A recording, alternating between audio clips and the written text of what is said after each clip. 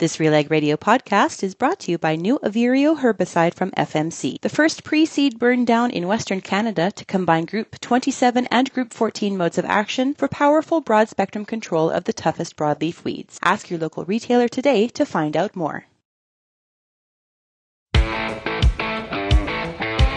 It's time for RealAg Radio on Rural Radio Channel 147 on Sirius XM.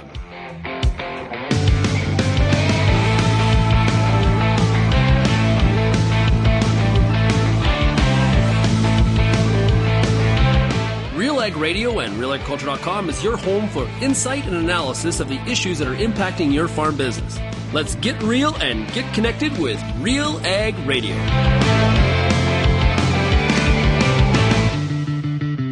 Hello, everyone, and welcome to RealAg Radio here on Rural Radio, Channel 147, Sirius XM, and, of course, here on the podcast.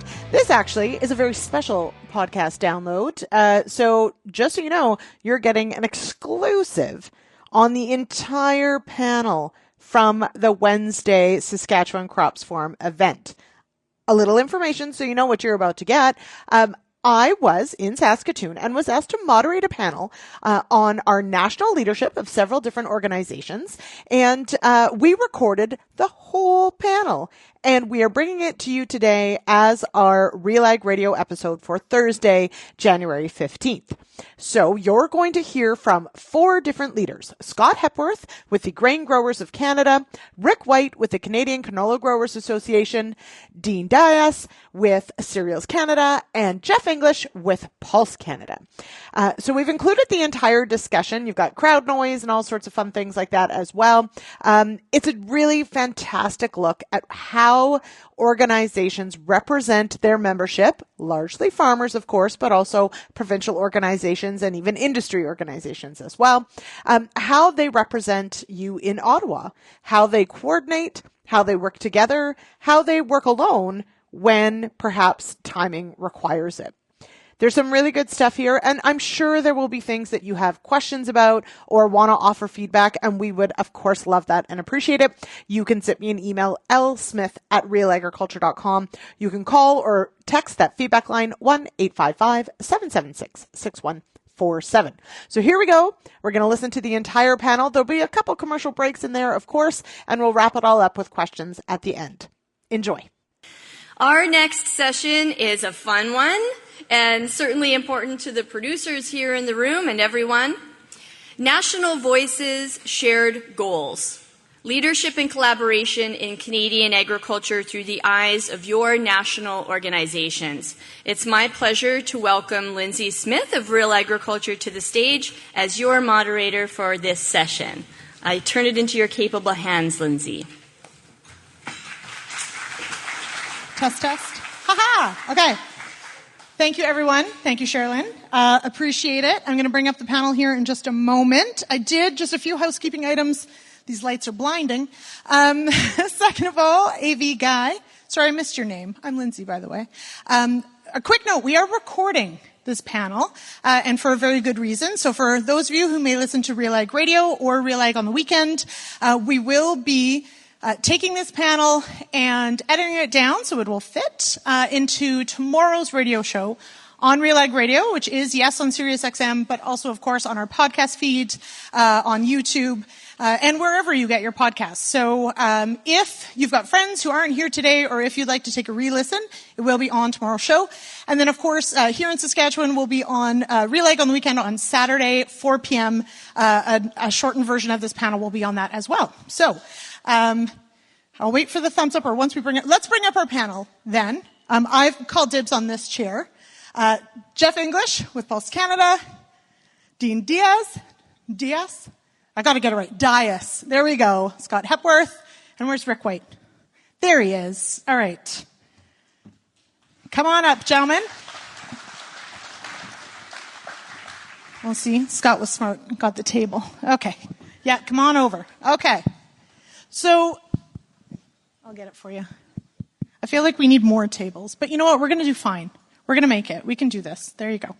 Okay, so we'll start with, I have, 3 pages of notes. I'm probably not going to refer to them because with the lineup that we've got up here, there's more than a few things we need to tackle, and that's what we're going to talk about today.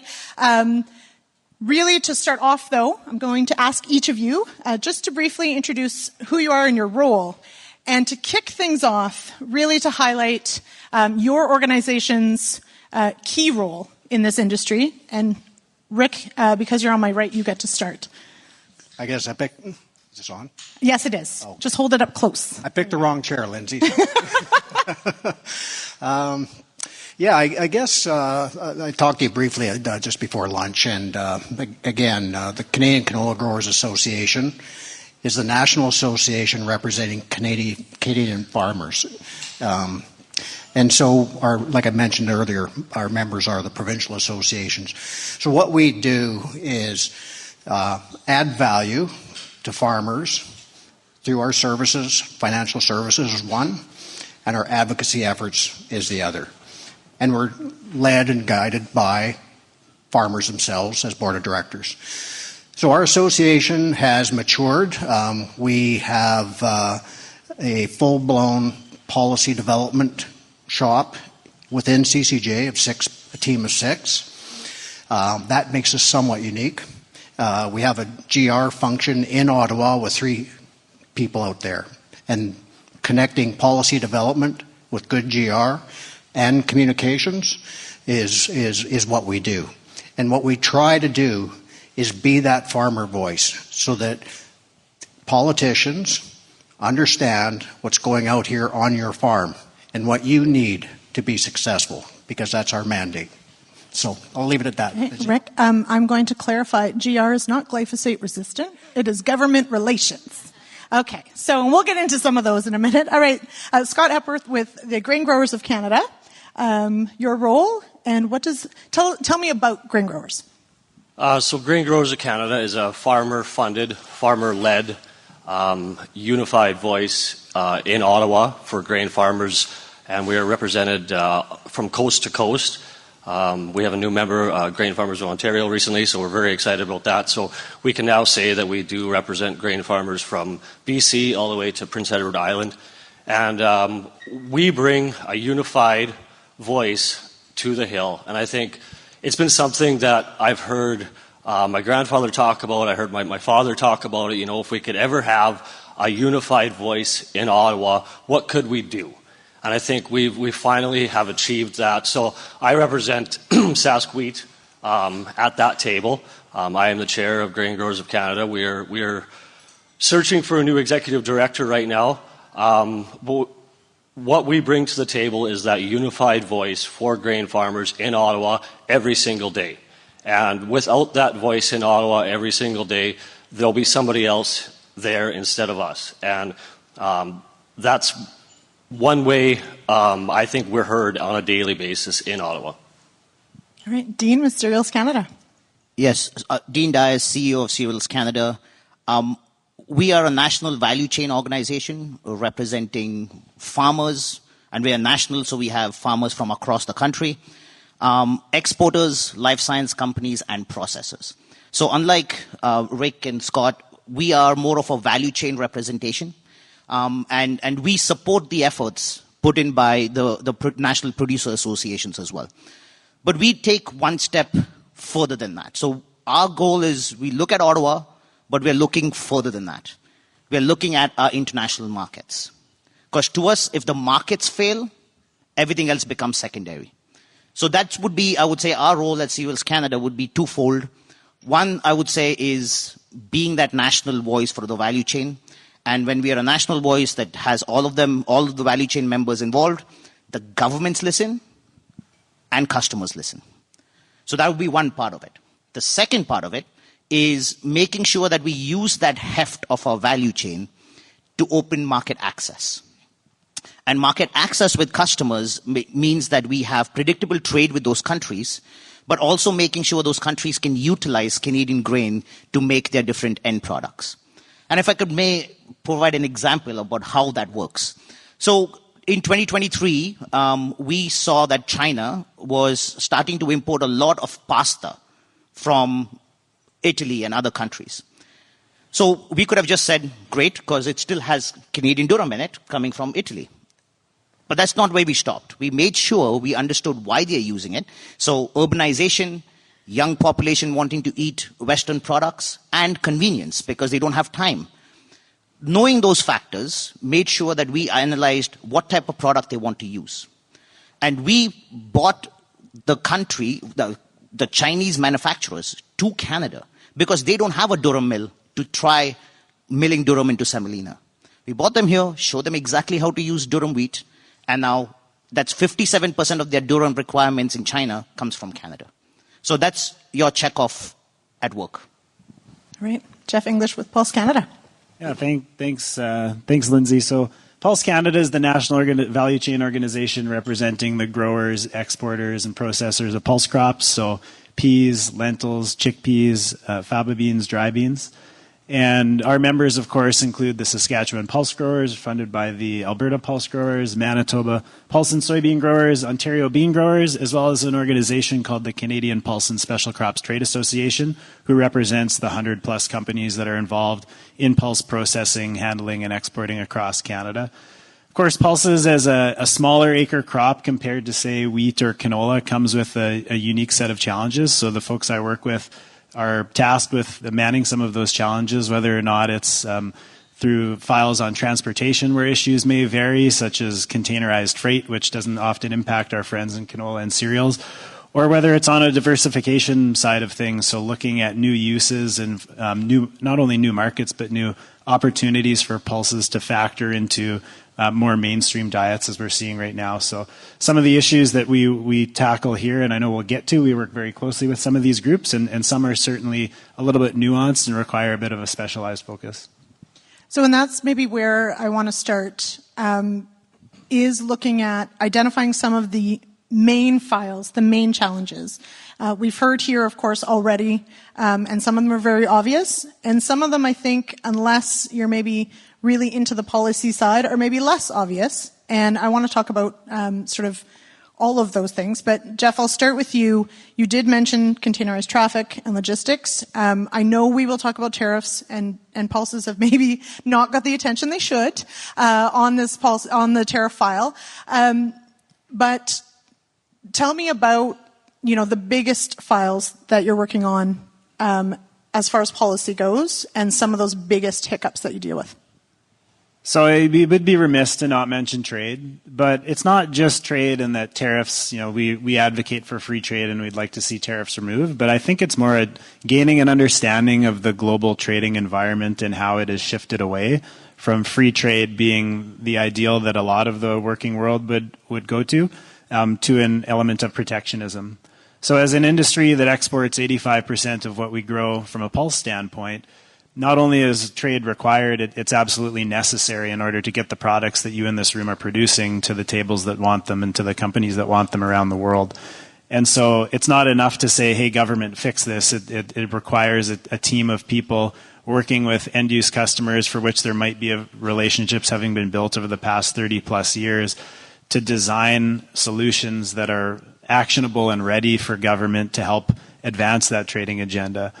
If you think about it in terms of what we're seeing around the world right now, and, I was on this stage yesterday talking about optimism for renewal of CUSMA, just to have the president throw out yesterday, he doesn't think it's necessary anymore. So, take this with a grain of salt if you're listening in the podcast on Friday. But those conversations and those ideas, they don't happen overnight. Building a framework and a multilateral framework, a bilateral framework for free trade and getting folks behind the need and the necessity for it takes a lot of time. And it starts from having an understanding of what your customer wants and how you can help them with it, and really pushing the fact that it's mutually beneficial. So, trade is our hottest file right now. I'm sure we could talk about transportation. We could talk about containerized freight issues and labor disruptions at ports and some of the work that we've all done together, I think, in terms of turning the federal government onto that. But without trade and without free trade, the Canadian agriculture in general is in big trouble, and we're tasked with helping fix that. We're going to take a quick break, and we'll be back with more of the RealAg Radio podcast right after this.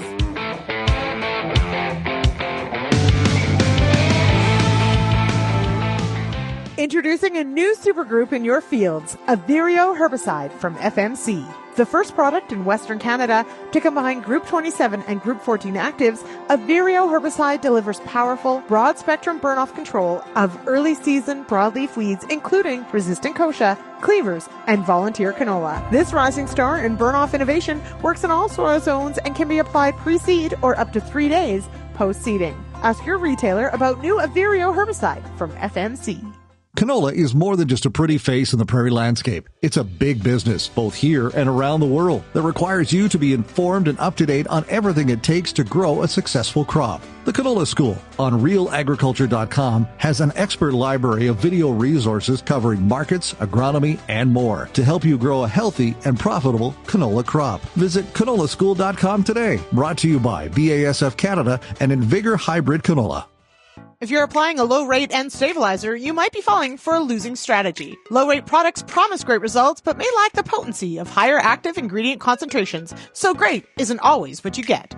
Don't put yield at risk. Put your trust in proven solutions. Anvol Nitrogen Stabilizer, Super U Premium Fertilizer, and Tribune Nitrogen Stabilizer from Koch Agronomic Services. These products offer higher active ingredient concentrations imitator brands can't match. See the difference at defendyourn.ca.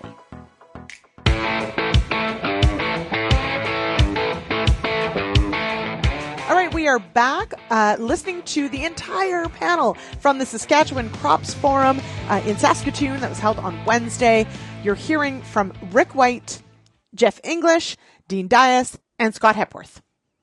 So, Rick, one of the things that through this panel, there is a theme of there are definitely files that each of you are working hard on and together, as well as apart.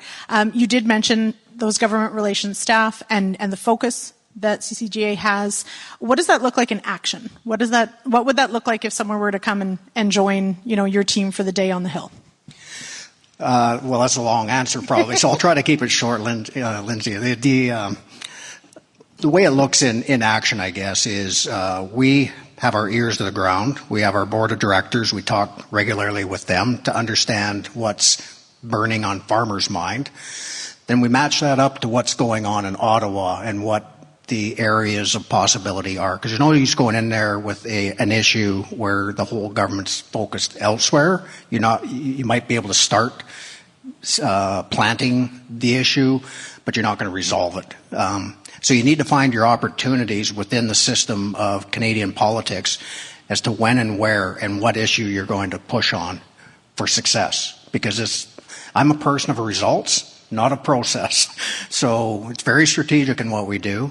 And so if there's some analysis to go with it, our policy development team gets the package together. We respond to consultations of the government in writing. We set up meetings if required. We collaborate with others. If we need to pull weight in from other organizations or expertise, we will do that. Again, it's all about moving the needle, making a difference, and having a positive impact for farmers. That's what we're about. And to do that, sometimes it swings and misses, lots of swings and misses. But at the end of the day, you don't quit, because this is too important of an industry. Farmers are too important to the fabric of Canada. And so that's what keeps us going and doing our best to move that needle for them. Now, Scott, your organization is one that, it's up to 15 members, and exactly as you pointed out, from BC to PEI. How do you then balance, to what Rick says about what gets brought forward at some of these meetings? How do you prioritize, which issue or which challenge you're going to bring forward when you meet on the Hill? So we have committees, transportation, trade, BRM, research development. So we have quarterly committee meetings that any member is available to join. And we just have a frank discussion. What are the issues we're facing? What are we hearing from producers in Alberta and producers in Ontario and Quebec? And we identify where we can have a unified voice on a specific issue that is multi-regional and multi-commodity. And then we take that back to the board of directors and have further discussion on it, and that kind of forms our strategy for what we feel is important. And also, it's oftentimes a matter of opportunity. I remember being in Ottawa in June of 2024. We were discussing some other topics that day, but that's when the capital gains increase was proposed. And we were there that day, and I think that's why it's important to be there every day, because we were able to identify an opportunity and act on it. And we were successful in that capital gains tax increase not being implemented. So, again, being there every day is important, and acting on those opportunities. Mm-hmm. I have a lot to add to that one, but maybe we'll come back to it in the questions. Dean, in prepping for this panel, you said something or asked a question that I thought is definitely something I wanted to hear more of. And you asked the question of, how do we make sure that this government is a champion for agriculture? How do we convey to this government that agriculture is important, agriculture is valuable, and these are things we need to bring forward? So how do we get this government to be a champion for agriculture? That's a tough it's a tough question to answer. I would say, I don't think we need more voices. We need choreographed voices, right? So we need your support in making sure that organizations like these have your backing to go out there and make sure that the government understands how important this role is. I've heard over and over again, Lyndsey, in my time in agriculture, is Canada's biggest challenge is Canada, right? So how do we solve that? If we can't solve we can't have our own house in order, we can't do it internationally. So I think we need to make sure that this government, or any government for that matter, understands that this country was built on agriculture, and that we need to be focused on our strengths. Because there's lots of shiny things that we can run behind. But if our strengths are not being put forward as the key priorities, then we are raised to the bottom. So I would say your support to these organizations that do this type of work in Ottawa is extremely important. Jeff, you inclined your head, and I read body language. And so I'm going to go to you on this one. Are we choreographed enough? Should there be less? Should there be more? That's a good question. I mean, I think in terms of, I can speak from the Pulse perspective in that we tend to focus issue by issue. And so I think groups at this table are all members of the Canadian Agri-Food Trade Alliance, which would be our voice for free trade on things like larger deals that would encompass, numerous crops and the like. I'll point to some specific examples, and most recently on the tariff issue, when tariffs were levied by China on March 8th, it was some specific sectors impacted. So it was ourselves with respect to peas, it was canola, and it was pork and seafood. And one of our first moves was to bring our friends from canola, pork, and seafood in a room together, which we don't often connect with the Lobster Council of Canada. But in this instance, we had a lot of common ground. And so we sat in a room and said, well, what's our approach here? Because we know you're going to be there, we're going to be there. We all have the same issue. Maybe it makes a whole lot of a sense if we're there together. And so that leads to joint initiatives where you have representatives from the Meat Council and Canola Council and CCGA and Pulse Canada and the Fisheries Council in Ottawa, speaking with the Trade Minister, speaking with the representatives from the Finance Ministry, the Agriculture Minister, having a bit more of an impact with respect to that. So I think in times when we have issues where we do agree and we are aligned, that type of approach can be very effective. There are times, and perhaps not amongst this group here, where there are fragmented voices, and sometimes the issues that might fall on say Dean's desk might be different than the issues that fall on say Rick's desk, and I think that's okay in times when that happens. But where there are like-minded issues, we've always found that we can get further faster by putting, as Rick said, some weight and some expertise from other organizations together to have a greater impact. Yes. Well, go ahead. Yeah, I was going to go to you next. So just a quick add-on to choreograph. Just to give people an understanding how it actually works. And sometimes it doesn't work very well. And it's usually during a crisis. We learned that this year, and we learned that in 2019, the last canola crisis. We do our best to choreograph, but sometimes even within our own organization, and you got 100 media calls coming in, things are crashing down. We got provincial members to look after in terms of communication, our board of directors, everybody wants to help. It is chaos, and being choreographed with the larger industry is quite difficult. It's not an excuse, it's just a reality. We choreograph very well when things are more calm, more strategic, but when you're back on your heels, it's chaos. Mm-hmm. Well, and when things move at the speed of government, fill in the blank. Okay, so but that it does bring up a question, Rick, that I had for you on, to Scott's point of being in the right place at the right time and being able to potentially pivot. In dealing with, and I know this version of the Liberal government hasn't been in power that long, but has there been a noticeable shift in how they want issues brought forward or the communication back and forth? Is dealing with this government different, and if so, how? I'm not sure if the structure of dealing with the government is any different, Lyndsey. I think the government itself is somewhat different in terms of you can come with a more business-oriented approach to your ask and much less superficial, and you will get a better response out of this government. I think there's a glimmer of hope that it's a little more business-oriented than it used to be. And that changes the way you approach them, right? So when you're talking about how to get their attention, right now when you say $43.7 billion canola industry, they know exactly what that means for the economy. It's not even adding everybody up. And we keep saying, do not take agriculture for granted. Just because it's been here forever doesn't mean that it doesn't need your attention, support, and strategic direction on this. Mm-hmm. So sticking with the largest issue, of course, tariffs, and there's tariffs all over the place, but in this context, we're talking about China.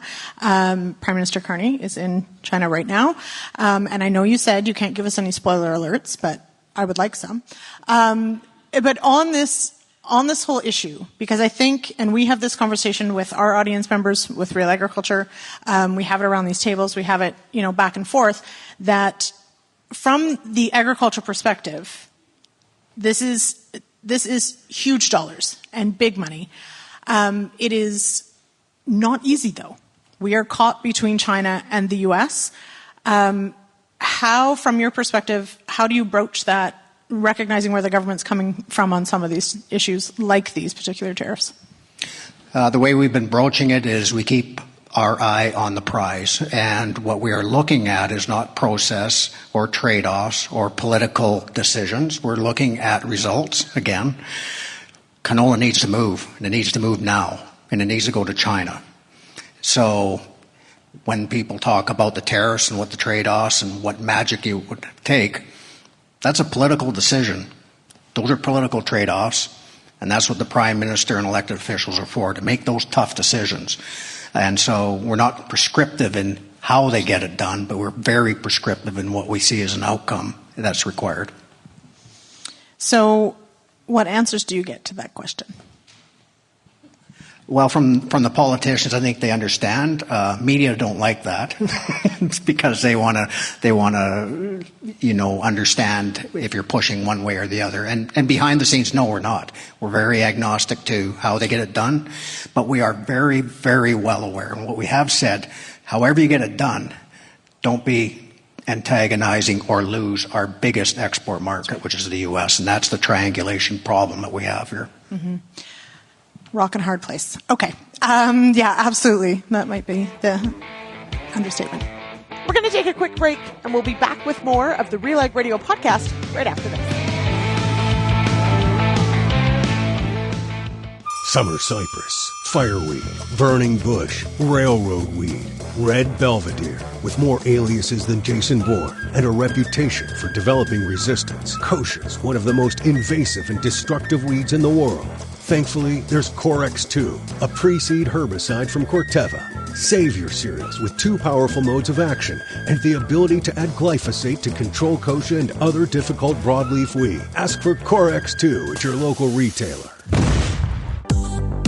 I'm Lyndsey Smith from RealAgriculture.com. Join me Monday nights for The Agronomists, a 1-hour live and interactive show broadcast across YouTube, Facebook, and X. Monday nights at 8 p.m. Eastern, I host expert agronomists from all over the country to give you answers to some of the toughest agronomic questions. Join us live or catch the replay Tuesday morning. That's The Agronomist with me, Lyndsey Smith, Monday nights live at 8 p.m. Eastern.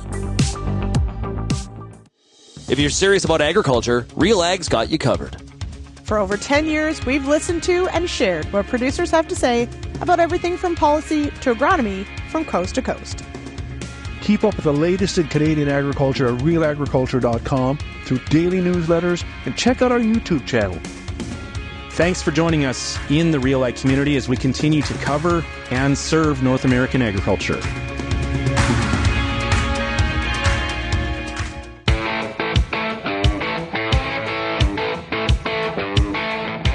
We are back listening to the entire panel from the Saskatchewan Crops Forum in Saskatoon that was held on Wednesday. You're hearing from Rick White, Jeff English, Dean Dias, and Scott Hepworth. So I do want to talk a bit about collaboration and where it has worked well. So to build off this concept of obviously each of your organizations do different things or represent different parts of the sector, but often you represent the same grower, potentially, that may, a pulse grower can be a canola grower, et cetera. So Scott, from your perspective, especially because you have such a collaborative organization, what does collaboration sort of look like within or with your partners here on stage? Well, I think, and I was actually thinking about this a couple of days ago, the collaboration starts at a lower level. Sask Crops, as an example, that's been a great collaborative effort. So my point of view on it is it starts here locally, and then we take it to a national level, and then we also take it to amongst ourselves. But bringing that same key message from the ground floor all the way to the top, and having a consistent, clear message amongst ourselves is the best way we can communicate with the government. They listen when we're saying the same message. They don't listen when we're saying different things. So I think the collaboration starts locally, and we keep that all the way to the top. Dean, similar question for you. And in thinking about, where the information comes from and then where, of course, the information needs to go, what does that sort of communication flow look like in your organization? Well, it's complex because collaboration is not a linear path. I think it needs to be, depending on the issue, who is involved, as Jeff said, who do we bring to the table, what do we collaborate on? But Lyndsey, before I get there, I want to talk, because we talked a little bit about trade, but I don't think we kind of get the fact as how important the current issues are. And I would caution everybody in this room to not look at China and the US in isolation. It is not. Because, give you an example, our customers are also trying to diversify trade, right? They want to diversify their suppliers. Bangladesh currently signed an agreement with the US to buy 700,000 tons of wheat. Okay? They used to buy 20,000 tons. We used to supply 1.2 million tons. That's one example. The other one, Venezuela buys 400,000 tons of durum from Canada. What happens now? Right? So trade is top of mind to all of us. So I would caution you not to just look at China and the US just as isolation. But then now we understand that this is a global issue and we can't be everywhere. And some of these bigger issues need collaboration. So we've collaborated with Pulse Canada and Canola Council on a specific file called Market Access Partnership, where we want to make sure that the market access issues that are common to us, that we collaborate on spaces where we put our resources together and not duplicate. So Indo-Pacific region is a prime example. There might not be a reason for wheat to be involved in Pakistan, but there is a reason for canola and pulse. But let's use our resources to open up that market. Similarly, in Indonesia, how do we do that? So we've come together, and our teams meet at a regular basis to kind of make sure that this happens. And I would say collaboration is it's an intentional effort, and it's not cheap. If people think that just by collaborating things are just going to happen and it's going to be cheaper, no, because you need to have that many more meetings. You need to get people together. You have to make it intentional to kind of do it on a regular basis, and making sure that within your organization, everybody understands when to bring someone in, when not to bring someone in. Mm-hmm. Prime example, transportation. We do advocate for transportation. But if others are putting in the effort, all we need to do is put our signature there, right? Because it's coordinated. Jeff, the pulse industry knows a thing or two about having to diversify markets and dealing with several different tariff issues at a time. How does Pulse Canada sort of find that balance of making sure you've got enough attention on each of these files? Well, I mean, as we spoke about yesterday, we face tariffs in our two largest P markets right now, being China and India.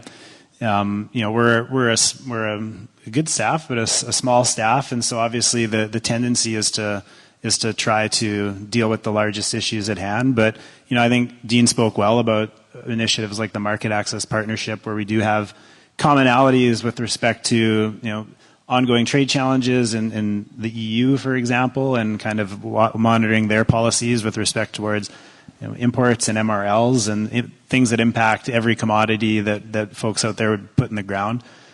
So there can be some efficiencies that are found there, and we can focus on what's most pressing. And where we all have expertise in-house, I would say that the folks that I work with at Pulse Canada have a little bit different of technical expertise than, say, the folks at cereals or the folks at canola. And so rather for hiring for a skill set that exists across the street, I think we've been pretty good at bringing the right people around the table in times of need. I think in terms of collaboration, I would point to the Ag Transport Coalition, which is something that's been up and running since the late, I think about 2008, which was an idea from folks at organizations around this table, talking about the need to be able to monitor where grain's going and if cars are being fulfilled. And that started as an idea, and now it covers 90% of grain moved in Western Canada and provides real daily data. If you want the emails, you can get them. In terms of order car fulfillment and things like rationalization and things like that, and has been very useful in times of crises to be able to go to the government with that data and talking about that service and tons moved doesn't necessarily equate to good service, and that's an example of collaboration. And I had somebody ask me yesterday, if you're here for the Sask Wheat meeting, you'll notice a line item where they gave $90K to Pulse Canada, and somebody says, what do you do with Sask Wheat? I'm like, that's the Ag Transport Coalition. That is the funding that everybody would pay to sit around that table, and it's valuable money, which is leveraged to the Government of Canada. WGRF, if Wayne's in the room here, has been a big supporter of that recently as well, and it provides us, not only with collaboration, but also with the information we need when times are tight to be able to go to the government and make our case. I do get those emails. They're fascinating. Anything about trains, I want to know about it. There you go. So, I mean, I appreciate that, Jeff, because it has been around long enough that I think sometimes it becomes like we just know it's there, and it wasn't that long ago that we didn't have that data, and so we can sort of get used to having that much data. There can always be more. That's my opinion on that one. Rick, I'll go to you on this one before we move on to our next question. But what does collaboration really look like? And you mentioned, of course, on some things you go alone on some things because you just simply have to. But what does it look like from CCGA? Again, very layered question, I think, Lyndsey. It looks differently depending on where the collaboration is happening. First and foremost, collaboration with our provincial association members to get the farmer feedback. Collaboration with our provincial members to help them with lobbying and doing their government relations provincially, because if the provinces are getting one message and we've got another message at the national level, that doesn't work. And so that's one layer of collaboration, and we're very tight with them. We work very closely with the Canola Council of Canada, especially on China, and collaboration right now is CCGA, Canola Council of Canada, and the Three Prairie provincial canola groups meeting weekly to update each other and keep communications open. So we're collaborating heavy within the canola space. And so you step outside that, we collaborate with the councils, definitely with grain growers. I mean, we're a member of Grain Growers, and Grain Growers is an important organization that we're happy to be part of. And then it just goes out from there, not only nationally amongst commodity groups and councils to, again, get results in Ottawa nationally. CCJ also works internationally as well, and we collaborate through the International Agri-Food Network. We've been a member of that for years, and so the international aspect of Codex Alimentarius, we've been doing some good excuse me, and good collaboration internationally on that front, and have had some results there too. So it depends where you look. It depends. My favorite answer.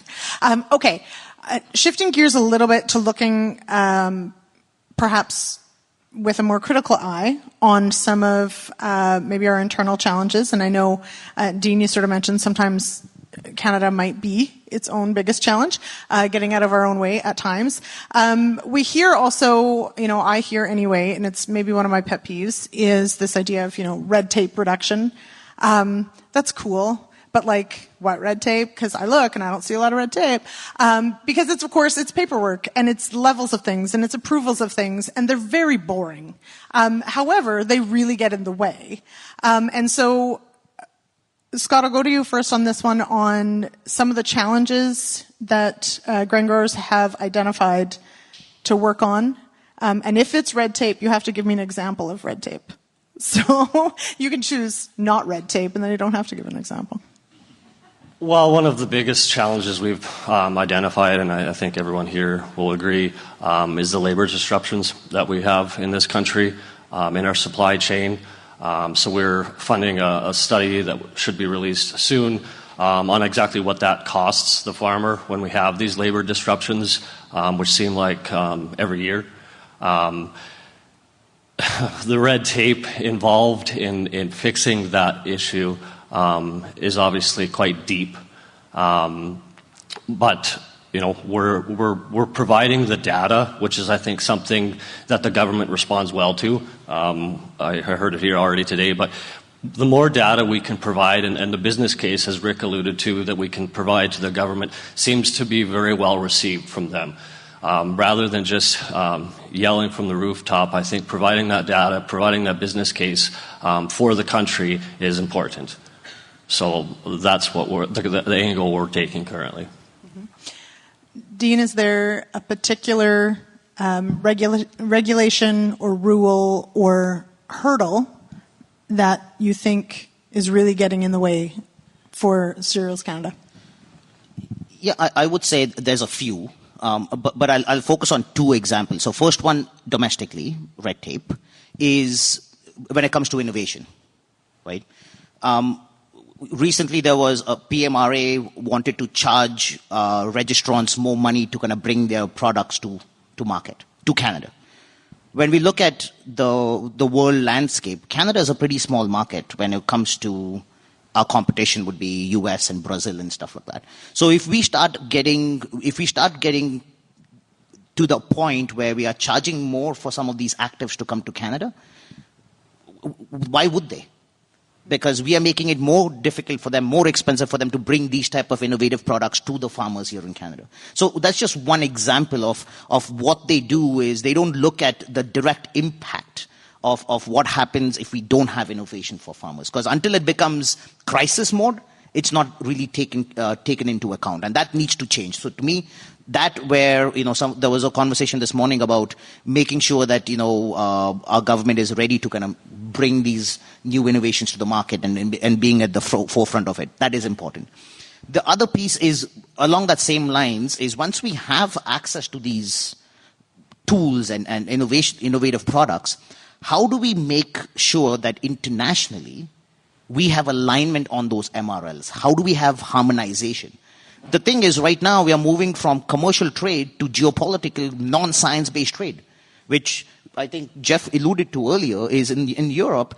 Yeah, they've moved on from the Green Deal, but they've got this new vision for agriculture and food where it's coming down to reciprocity measures, where if a certain product is not registered for use in the EU, apparently we are not supposed to use it if you want to export it there. So that's where they're moving to. And France just signed a decree last week saying that 5 hazardous actives will not be allowed into France. We need to be at that table. Why is that happening? So on one side, we need to make sure we have innovative products coming to Canada, but at the same time, making sure that these innovative products that our farmers can use have no market access barriers, and be out there trying to talk about the science rather than just waiting to react. I have many things to say about the EU, but I will keep them to myself for now. You can ask me about them later in the questions. We're going to take a quick break, and we'll be back with more of the RealAg Radio podcast right after this.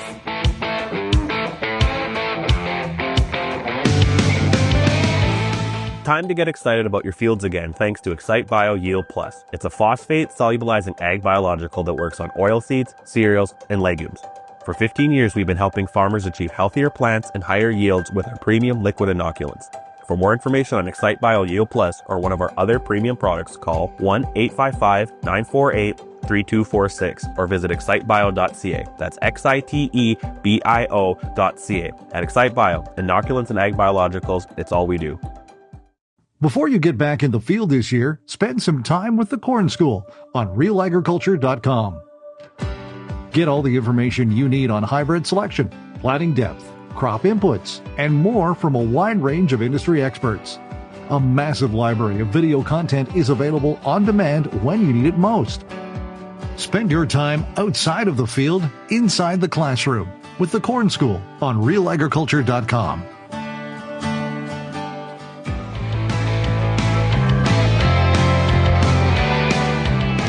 We are back listening to the entire panel from the Saskatchewan Crops Forum in Saskatoon that was held on Wednesday. You're hearing from Rick White, Jeff English, Dean Dias, and Scott Hepworth. And Dean, thank you for that, because I think at times we can, because it's not part of our everyday, it can be easy to not think about what it might mean to be able to export to some of these regions or countries. And there can be a lot of rules and regulations that we have to meet, that our growers may have to meet to actually have access. And that process itself can be incredibly difficult at times. Jeff, you love red tape. Like so much. It's all you ever talk about. But what regulation or regulatory change, if you could fix right away, what would be your first one? You know, sometimes it's not even the regulation itself. It's just how the system operates or how resources are allocated. So we'll give you a real Saskatchewan example here of the busiest CFIA office in the country in issuing phytosanitary certificates is in Regina. And they have a 10-day turnaround delivery standard, and our competitors have 24 hours. Mm-hmm. And that becomes a bit of a challenge, as you can imagine, as we have, you know, from a Pulse perspective, folks trading in 120 different markets around the world looking to get something on a container to make a ship to get there in market in real time, and it's the beginning of the cycle. It's not toward the end. And the answer is, well, you know, you sent it in Thursday. We have 10 days. By the way, Friday's a stat, and maybe we'll see you 2 weeks from Monday. It just doesn't work. And at a time that we have the government, you know, talking very real and openly about resource allocation and talking about spending reduction, you know, how can we as an industry communicate spending reduction, fine, but in reduction in places where you can afford to reduce? The office that's running on a string staff there that can't keep up with the demand that we have right now, that already has an unrealistic turnaround time with respect to the speed of commerce, is maybe not the place where you want to start. So, you know, sometimes it's not just the regulation itself, it's how the government's operating within its own environment it's created. That's a great example.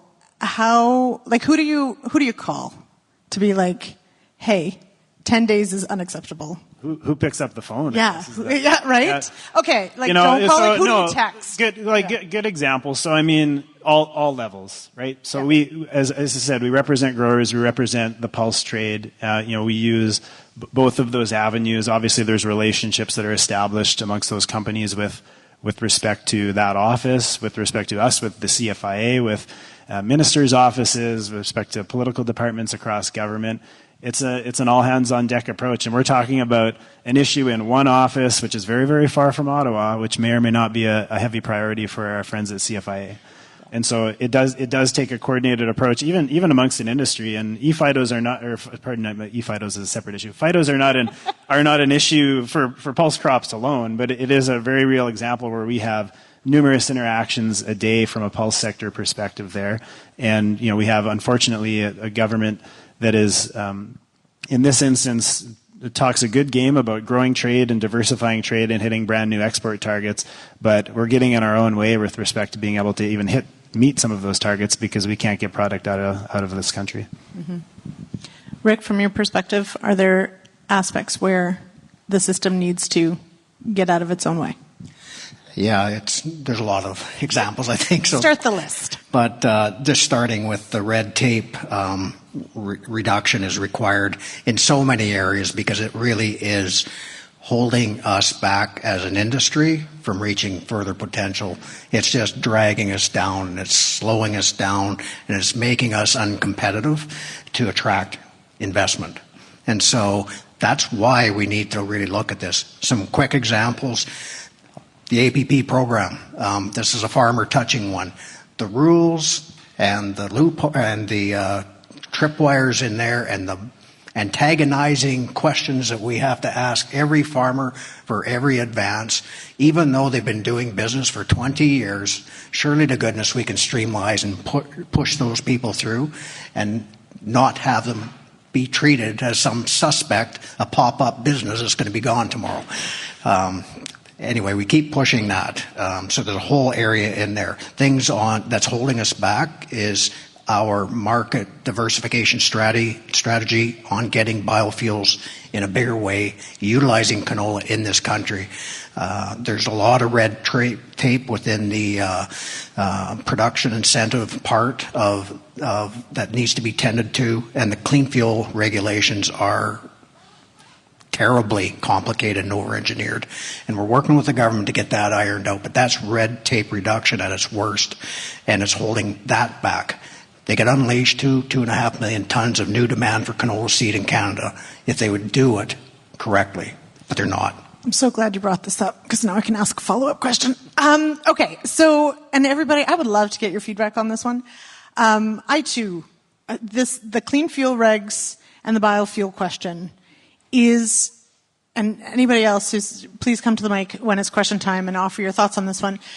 It is an interesting dichotomy of canola is largely, yes, it's a food, it totally is, but it is largely driven on a biofuel side because our biggest customer, the U.S., is a biofuel market. We have the clean fuel regulations, and you're right, they're overbuilt and probably not as well thought out as they could be or should be. But how do we fix it? Because I also hear from farmers that there's pushback on potentially having some form of government regulation that would increase the use of biofuel. So there's a tension there between the two. So what would look better to you in those regulations? Well, I think what would look better is if every country in the world seems to be doing a lot better than we are and creating this philosophically. I mean, people have philosophical differences over this. I get it. I understand it. I know what they're feeling. But at the same time, there is a solution there. And I think what we need to do is get those regulations cleaned up. Because if we're going to do it, let's be selfish and let's incent Canadian canola usage. Not you go from offshore, dip a French fry in and coming in with a big production incentive on top of that. That's already happening and it's adulterated and it needs to stop. But the regulators are loath to try to create a winner. And I said, well, you weren't loath to create a loser called canola when you made some other policy decisions. So how about for once to correct for the loser side of things, we get a winner for once. And it doesn't fly very far with a regulator. They just don't care. They just don't care. They look at their box and what they're responsible for, and they will not take any risks. There's too much of that. I think that's a Canadian problem. Also, UCO, used cooking oil. I'm going to follow you around, Rick, and just spell out all the acronyms, because that's what I do. Okay. So this is, and I know, obviously, the China question, the U.S. question, they loom large on any of this conversation. But it doesn't mean that there aren't, and to this point, several other issues that also need attention. And that is maybe one of the questions. Scott, I'll go to you first. When you're working as a board, as a group, deciding on, which topics get the attention, how do you sort of budget and allocate when there is something as huge as, the issue with our biggest trading partner, the issue with China? How do you still make sure that all the other things are still moving forward? Well, again, it's communication, and it's working every day. And I think it was Dean that said, or maybe it was Jeff, it requires more meetings. But continuing to keep your eye on the prize and communicate with all of our members on a daily basis. Things are happening so quickly. I remember being at the Canada Crops Convention last year in Edmonton, and the discussion that day that week was largely dominated by President Trump and what he might do next. And the day after that convention is when the canola tariff issue with China became a big issue. And had that been announced on the Monday, that would have dominated the entire crops convention discussion. But instead, we wasted a whole bunch of time talking about President Trump and what he may or may not do. And then, boom, come Thursday, we have this issue with China. So, things happen very quickly, and it seems like that's always escalating. Communication, talking to members, talking to other organizations. What are you seeing? What are you hearing? What should we do? And find consensus and attack. Mm-hmm. Dean, for your organization, there are obviously certain things every year that you're going to do, that you're going to follow through on. You're going to take advantage of those opportunities potentially to bring in new customers, show them what they can do with Canadian products. But same question to you: how do you make sure that all the different avenues are getting the attention that they deserve? So it's about setting up the right communication channels from our perspective. So when it comes to market access, we have market access or MRL assessment committees, right? So where we bring the right people who do the work on a day-to-day basis are part of that committee. You don't need to be on a board to be engaged in that, right? So there's a committee for market access that you come to the table, you look at those issues, and you kind of prioritize which issues you're going to lead, right? There's certain things like HB4 wheat, which if you've not heard about it, we can talk about it some other day. But those kind of things are Cereals Canada-led files because it's going to impact wheat and it's going to impact trade. But at the same time, we are also members of the Canada Grains Council and things like that. So we want to make sure we understand who's going to lead on what, right? Mm-hmm. If this is a cereals file, we'll work with the committee and saying, do you agree that here's the files that Cereals Canada is going to lead on? Here are the files we're going to collaborate with the Market Access Partnership. Here are the files we're going to let the producer associations deal with. And here are the files that we'll work with the Canada Grains Council, where even CropLife Canada is involved, and so on. So that would be the market access side of things. The market development side of things as well, we also have a committee where, again, it comes down to member engagement. Getting the right people in the room, making sure we understand what markets are key potential, right? What markets do we need to protect regardless of what happens? So you want to analyze all of that. Make sure that you have your markets and things like that defined on classification. Is it core? Is it engaged market? Is it like an upcoming emerging market? And you prioritize based on those marketplaces. Then you build your work plan, right? It's not just like, we've built a work plan, we're going to work on market access. No. So there's going to be certain things that are going to be proactive market access. And yes, we live in a world where we have to react to market access issues as well. But when you're building your work plan, you need to have your priorities right. Jeff, you get the last word on this, and then we're going to open it up to questions. Sure, yeah. The Pulse Canada board sets strategic direction for our organization and then tasks us as staff in terms of making progress against that direction. And we have 3 key pillars to our plan. One, and I'm glad Rick put it this way, is getting out of our own way. So that kind of thing revolves around better access to crop protection products for those in this room, reducing friction from our transportation system, finding new markets through new trade deals, so really on the policy front.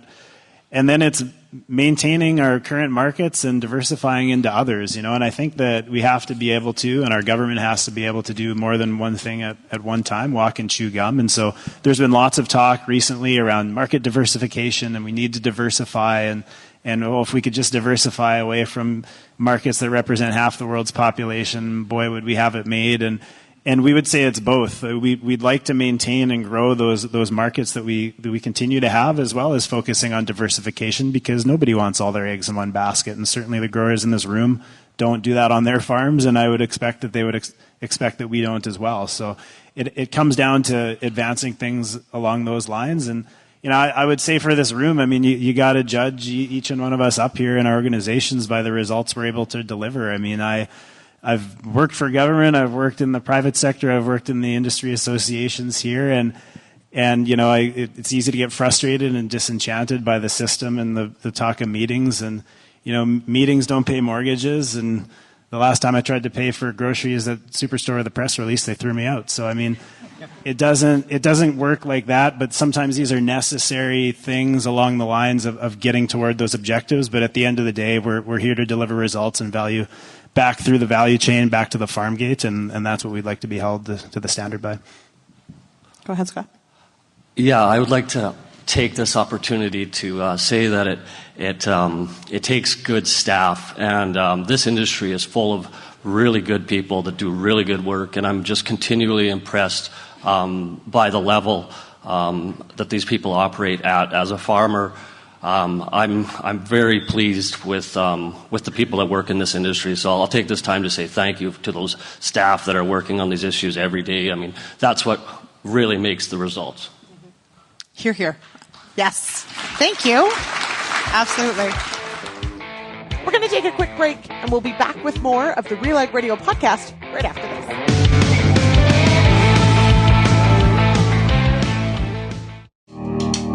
Whether you're running a farm operation, in a career within an organization, starting your own business, looking for your dream job, operating a company in ag or food, or want to hone your overall life skills, this conference is for you.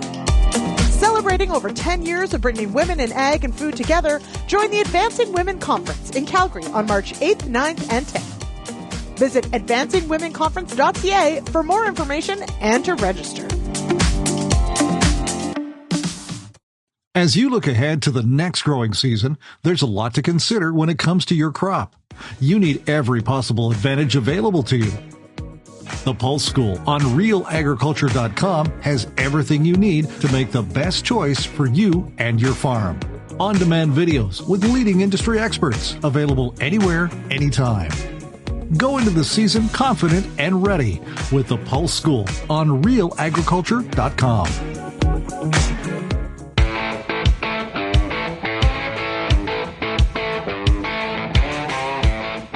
We are back listening to the entire panel from the Saskatchewan Crops Forum in Saskatoon that was held on Wednesday. You're hearing from Rick White, Jeff English, Dean Dias, and Scott Hepworth. Sherilyn, we'll pass it over to you for questions. So please hop to the mic, everybody. Thank you. Great work, team. Let's give another round of applause to this group, because that was fantastic. I think, at least from what I heard, there was a common theme, and that was your thoughts around generating a unified voice, which was not an unexpected topic for today. I think in my own personal criticism, in my leadership roles, I wasn't very good at that, generating a unified voice. And if I'm really being honest, I think I wasn't good at it because it wasn't that important to me. At the time, I didn't want to sacrifice a strong position for a compromised one, and I am really fun to be married to. One voice, okay, sure, as long as it's mine. I'm pretty sure that's a direct quote of mine. But I want to thank you for doing a much better job at that and bringing us together. You gave lots of examples today. The Ag Transport Coalition is a great example. Scott talked about the committees that they form for On the Hill lobbying, the International Agri-Food Export, WGRF that is here. You mentioned choreography, and I didn't even know you guys were dancers, so I learned so much today. But a great big thank you to all of you in the organizations for getting to be much better at herding the cats that are farmers. We already have some questions on the floor. Go ahead. Brett Halstead, I farm at Nakoma, Saskatchewan. Just a question. Of course, we talked a lot about Ottawa and political decisions and the lobbying of political officials. And you guys got into it a bit with the red tape questions, but just wanted you to maybe expand a little more on the work you have to do with the bureaucracy, the difficulties of dealing with that, and the potential wins in dealing with Ottawa bureaucracies. Who wants to start? Rick, I'm going to look at you first. Sure. Good question, Brett. Thanks.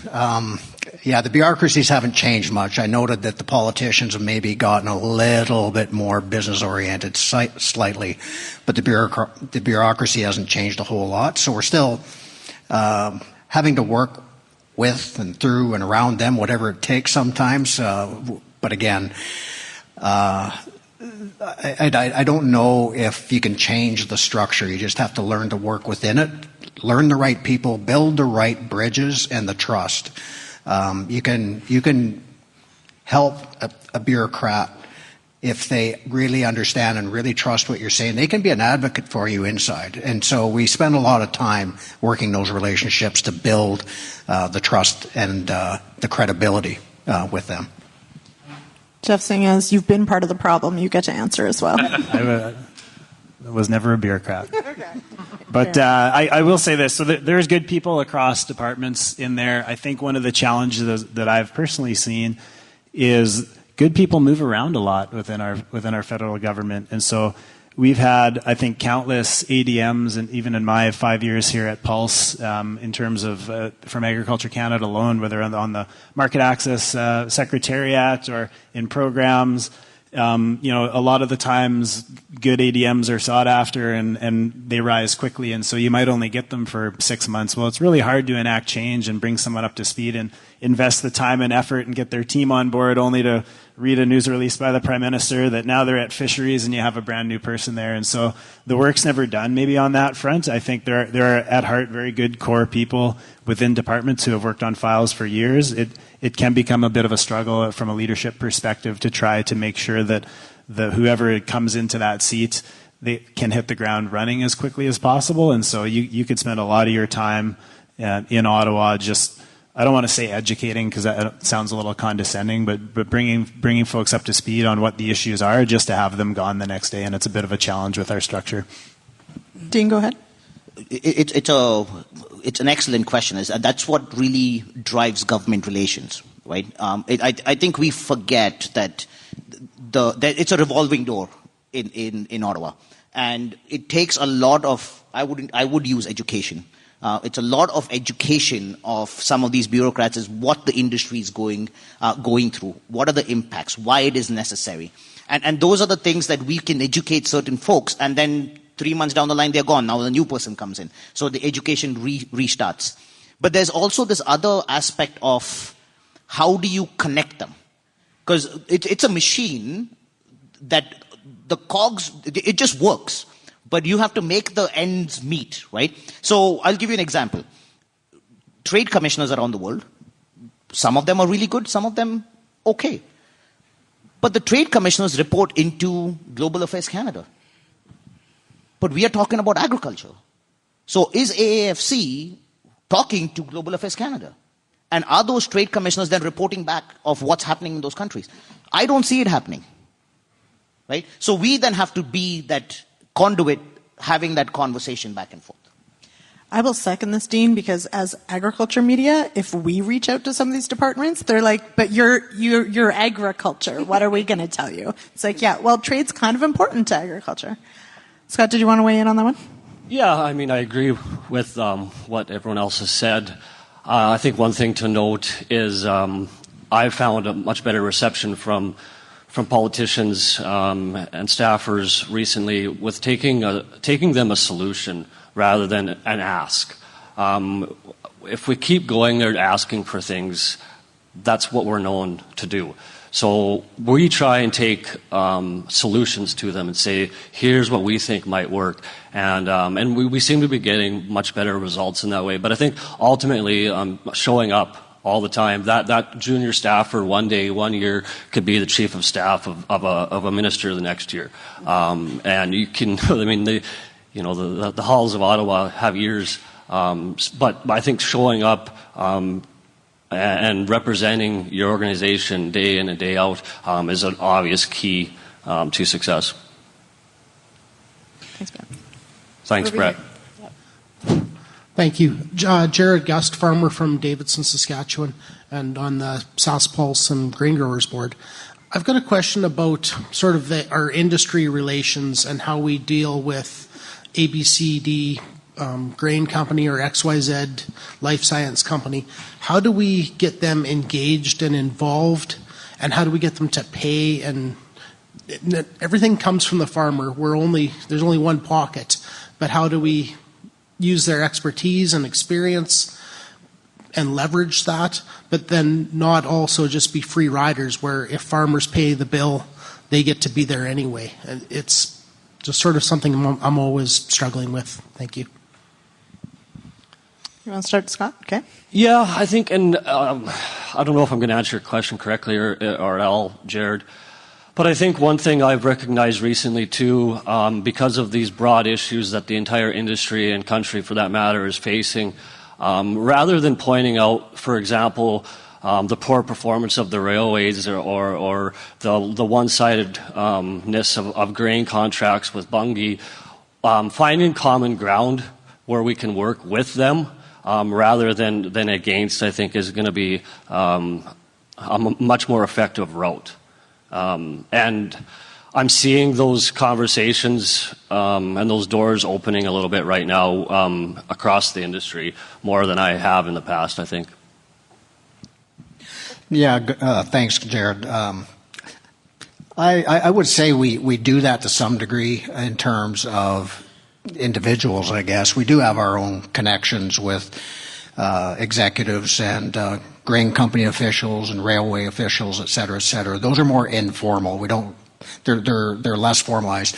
But to give an example of recently, I mean, there's nothing like an anti-dumping investigation to bring you face to face with those that are actually doing the trade. So, you build those relationships and you keep them alive. It's not just a matter of building them. You have to nurture them. You have to discuss industry issues.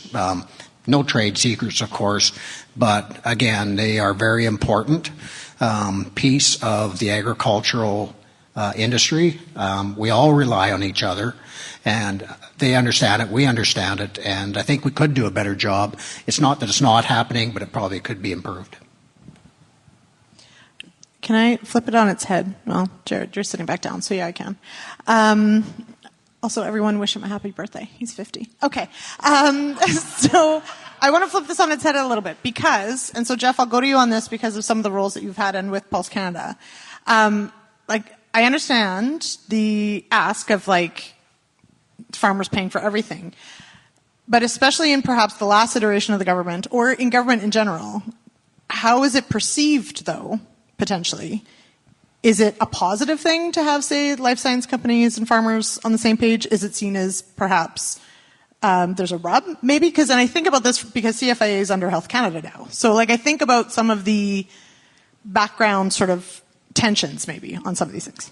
I think you need both, and I think to Scott's point about getting some common ground around a table together before you hit that circuit is probably important. We're a value chain association. We are funded by growers, we are funded by companies, and so Pulse Canada, by its nature, has opportunities for those types of conversations to happen around a board table and to develop an industry position where it's possible to reach an industry position. It may not always be the case, but in more instances than not, there is common ground that can be found, and I think that board members and leave with an appreciation for what one another brings to the table, and then as staff we can take that position and we can focus and use people as best to their abilities as we can. So politicians in general will take the picture with the farmer over the life science company executive 10 times out of 10. they will want and be more interested in what those folks are saying, and I think there's good value in that.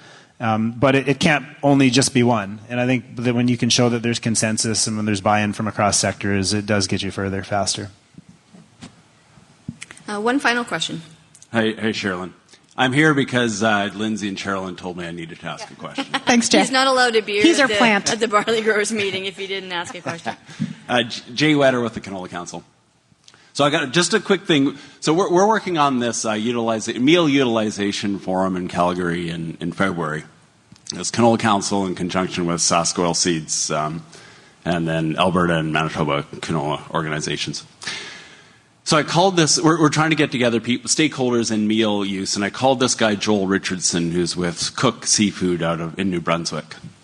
And I said, Joel, we're doing this thing, would you like to come? And he said, thanks for calling, we use a lot of canola meal. And I was thinking, I've never talked to Cook Seafood in my life. I'm sure some people in the room here have. But I was just thinking of Dean's comment about collaboration. I think there's opportunities for collaboration within Canada we haven't even thought of, and maybe we just need to be a little innovative in how we collaborate. That's not my question.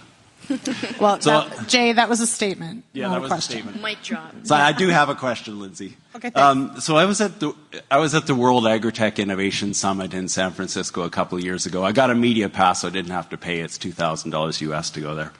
Anyway, this one guy, Vinod Khosla, he's a venture capital investor. He said, this statement stuck with me, and probably everybody has heard this chestnut because I've used it over and over.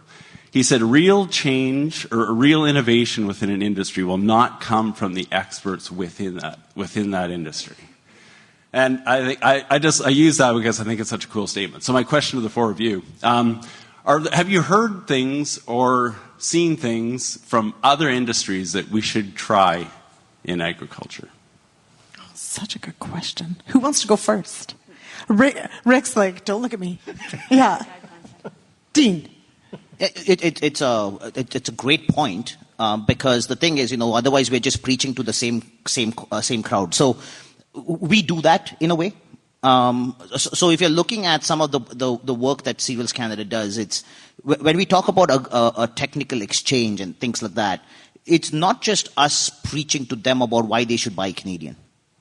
It's learning from them about why they see a certain product working in their industry. And what type of sustainability measures are they testing? What type of innovation do they want to see?